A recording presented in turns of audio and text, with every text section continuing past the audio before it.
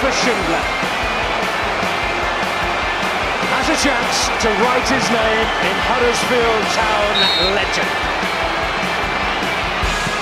And he takes that chance!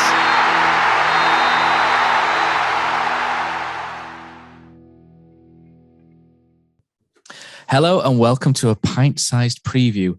A pint enough to make a 6'6" gingerhead fellow drunk in this sunny summer weather. Sponsored by Magic Rock Brewing, and we're looking at Huddersfield Town's opponents this season. And in this episode, we're going to take a look at Norwich CIty.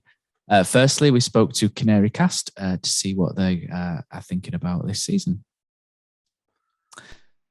Hi, all, Jacob here from Canary Cast. Delighted to be welcomed back onto the channel again. Not so delighted to be back in the Championship, but always a pleasure to come back onto the podcast. So thanks, Matt, for inviting me.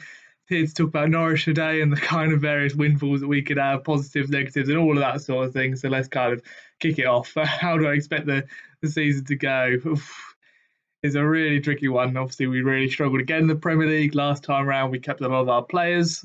This time, we don't have the Owen Buendia cheat code. We still do have a lot of the players that kind of took us up both times in terms of like the Max Aarons, Grant Hanley, Ben Gibson for the second time. Tim Krul's been here both times. Timu Pukki as well. So still various Championship well-known threats and quality players, but there's a lot of unsure kind of thinking around Dean Smith currently. Not quite sure what the style of players, not quite sure how the new signs will fit in, Isaac Hayden and Gabriel Sara, because both are still injured. So it's still very much the squad that was so poor last season. So it'll be very interesting to see. There's a couple of loan players that come back, one that you know very well in Denel Sanani, who's started quite a few games in pre-season, so it'll be interesting to see if he's more of a squad player to start off with and where he goes from there. Sam McCallum came back from QPR as well, so there's a couple of fresher faces. Jordan Hugel back from his Cardiff loan spell, so it'll be very interesting to see how Dean Smith mixes that all. Currently, at the time of recording, is a very bloated squad, so we'll wait and see there. What could go well? Well, we could completely bounce back. Milot Rashica could completely turn on the form that he showed in parts in the Premier League. Timu Pukki is a 20-plus goal season striker at this level if given the service. Kieran Dow could chip in with a few goals as well. And the new lads really reinvent that midfield, press Norwich up the pitch, get it back quickly and earn a lot of points that way. What could go wrong? Well, a lot of things. The whole kind of mentality from last season could kick in. Dean Smith might not be the man, which at the minute a lot of Norwich fans are thinking, is he? Still, like I say, not sure about the style of play, so it could still be very interesting there. And a non-top finish would be disastrous. I think this squad is more than good enough to get top two with the right manager in charge. So, yeah, top two should be really the aim, and top six, absolute minimum. If it's below that, Norwich have had a really, really, really dreadful season. I've asked this one already quite a lot. Do we have the right manager? At the minute, it's still unsure. He's been here about 8 months now. Still not sure about the style of play. We don't dominate possession. We don't really use Timu Pukki's strengths very well. But with this squad, we should almost get a bypass of a few games just with the standout quality we have if the players kind of stay fit, healthy, and like Todd Cantwell, for example, in pre-season, kind of reinvigorate themselves and get themselves ready for another Championship grueling campaign, because we know how difficult it is, really. Transfer business, again, unsure. We don't know how good Isaac Hayden or Gabriel Sara is because they're both injured. So hopefully Hayden has experience at this level. He's a very tough tackler, and hopefully will get over the knee injury that kind of caused Newcastle to get rid of him, really. Sara, who knows? Haven't seen it. We haven't seen enough of him in Brazil. Montage clips are not good enough. He can play in a variety of positions, but at 23, come over from Brazil straight to the Championship, he'd have to be some player to kick on straight away. Fingers crossed he is, and is incredible. Norwich have put decent sum of money on him, so they obviously back him to be able to kind of make an instant impact. So hopefully he can after his knock. Key player is always Timu Pukki. What a player he is. Like I say, 25 goals will be a minimum again for him, really. He got 26 last time round and 29 the season before that. Being promoted both times, his movement at this level is absolutely unbelievable, and most Championship defences won't be able to cope with him if we give him the correct service. Where do I think we'll finish? Well, we should, like I say, top six is absolute minimum. We should be getting top two again with this squad compared to everyone else in the league. Yes, West Brom are strengthened. Yes, Watford still looks strong, and Burnley are kind of in that it's either going to be sink or swim for them. Yourselves as well have obviously struggled, getting manager gone, key players have gone. It'll be interesting to see how the new recruits do. There's Luton as well. We should be finishing above those kind of teams where we've already got that Premier League strength. We've added a couple more. If they add to the team rather than our poor signings, then we really should be looking at top two absolute minimum. Yeah, thank you very much for having us on, Matt. Always appreciate it, mate. And best of luck for the rest of the season, apart from when you play Norwich. Okay, so it's thanks to Canary Cast, and it's time for us to chirp about Norwich City now. So Norwich, so transfer-wise, Norwich don't really do transfers, do they? Especially when they get to the Premier League. They have a very sort of rigid structure with that, which Stuart Webber heads up, and we all know Stuart Webber from his time at Huddersfield. But they haven't really done a lot, Norwich. Obviously, again, we caveat each episode, don't we, by saying we're only halfway through the window, so there's a lot of time to go yet. But they have spent a lot of money on a Brazilian from Sao Paulo called Gabriel Sara, who is going to be an unknown quantity to all of us because none of us watch Brazilian football. So that's a real sort of departure, really, from what Norwich usually do. So that's going to be an interesting one. They brought Isaac Hayden in from Newcastle, who's quite a solid player, isn't he? You know, runs hard, tackles hard. He's at a decent age now, 27, where, you know, he's experienced enough and fit enough to make an impact. So, and they've not really lost anyone yet. But at the time of recording, you know, they've still got Max Aarons, Todd Cantwell, Josh Sargent, Timu Pukki, etc., who've been there for quite a while. And I thought Josh Sargent showed some good flashes last year in the Premier League. Quite an interesting player. But it's hard to look past Timu Pukki, isn't it, as a key player. He's coming up to sort of that veteran stage now, so there's probably going to be a tail off at some point. But 55 goals in 84 appearances at this level, you can't help but look at that and think, you know what, he's got this level on lock, hasn't he, Timu Pukki? So it's easy, it's lazy, but I'm going with that as Norwich's key player. In terms of the manager, they've got Dean Smith. Dean Smith, I think, is a decent operator at this level. He's got a promotion already under his belt from the second tier with Aston Villa.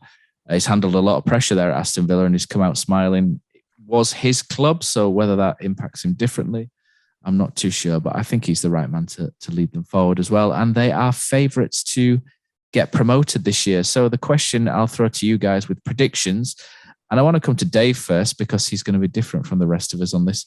Do Norwich City leave the bunting up every year, Dave, or is this the year that they take them down?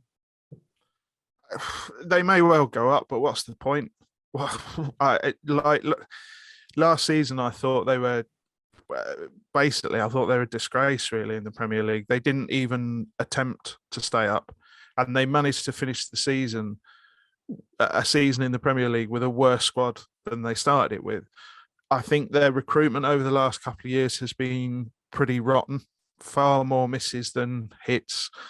And I think the whole club needs a little bit of a reset, because if they go up this season, what does it matter? What difference does it make? Because they're just going to do exactly the same thing. They're not going to roll the dice and try and stay up. And their squad is not significantly better. It's not a squad you look at and you go, okay, what they really need to do is add 3 or 4 players to that, and they've got a good chance of staying up. They're still nowhere near. And I think that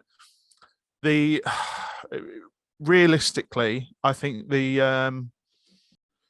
just think realistically that, as I said, even if they go up, what does it matter? I honestly think that they need a reset.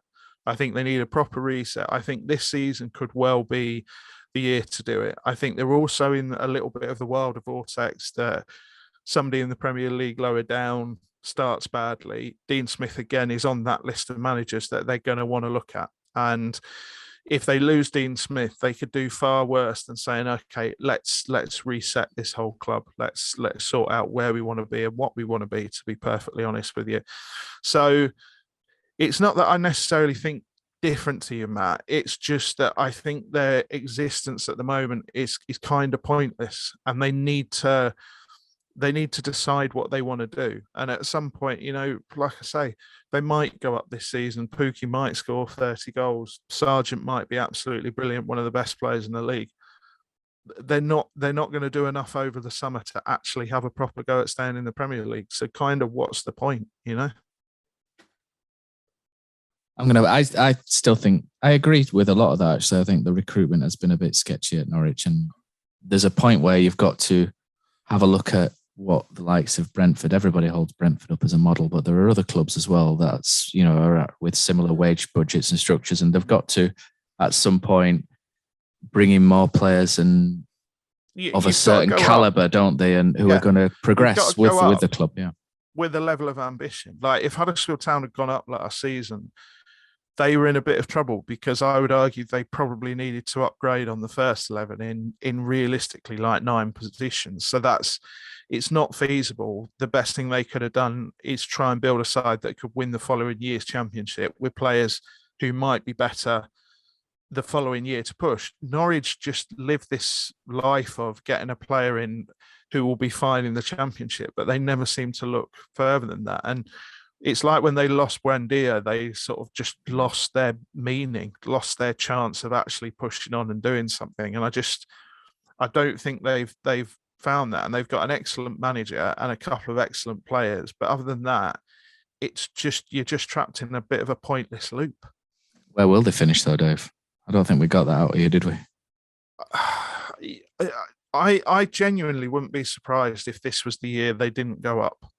And that's quite a bold shout, but I think I think you were quite right, Matt, in that I don't necessarily think there's 2 or 3 sides who are just going to run away with it. But I also think as good as some of the players in the Norwich squad are, they've also got some players who are, a couple who are a little bit tired, a couple who I'm not sure are quite good enough, a couple who I would slightly, watching them last season, I would slightly question their commitment.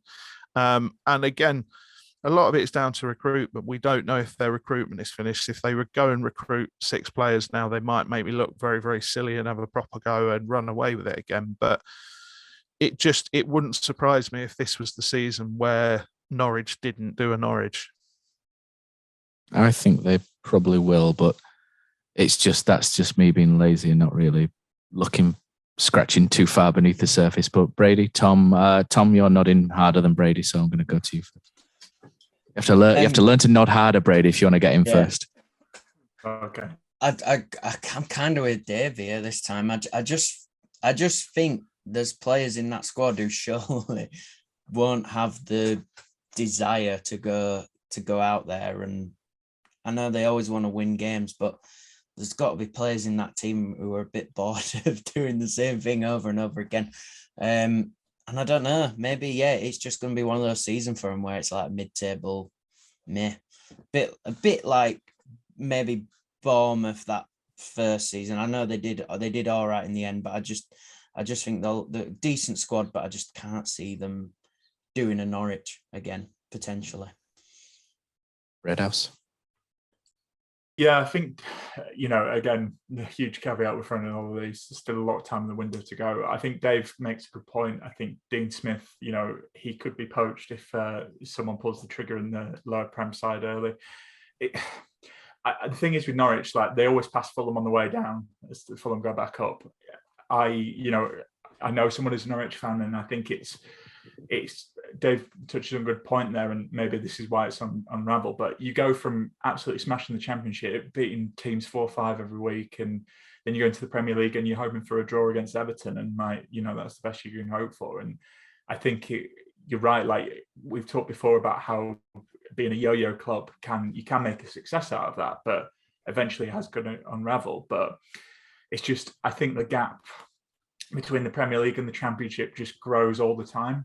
And I just think Norwich have been up and down a lot. And I've always thought when they've come back down, maybe this is the season they unravel. And it's not happened for whatever reason. I just think that gap's too big now. So I put them to be in the top 2, but I will caveat that with, I think if a lower Prem team come calling for Dean Smith, then I think that completely changes my opinion, and maybe they're out playoffs or maybe even out of it. But it's just hard to rule out Norwich, isn't it? It's like the Championship is their league. So. And Stuart Webber's a clever operator, isn't he? There's no sort of flies on Stuart. So Norwich will be an interesting one to watch, and that's for sure. I think we got more than a pint's worth. I think we had a couple of chasers in this one as well, didn't we? But thanks to listening to this Norwich City short. If you agree, disagree, start the debate in the comment section below, and keep an eye out for our prediction game coming this season as well. and see if you can beat the shithousers like myself and Richard Kosmala over the course of the season. So thanks all. Catch you next time.